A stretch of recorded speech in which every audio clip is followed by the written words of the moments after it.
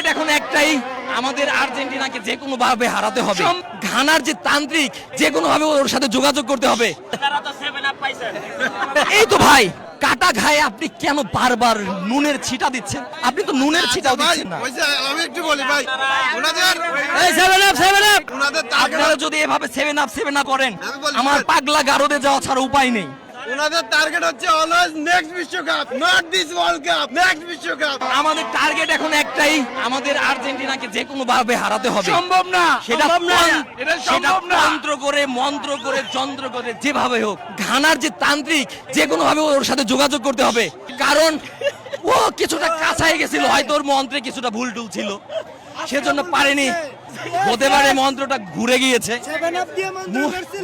ওই মুশারফ করিমের একটা নাটক ছিল না, যে ওই যে তাবিজ পুঁতে রাখে ওরকম। আরে ভাই, গার্লফ্রেন্ড জীবন চলে গেছে, আর তো গার্লফ্রেন্ড।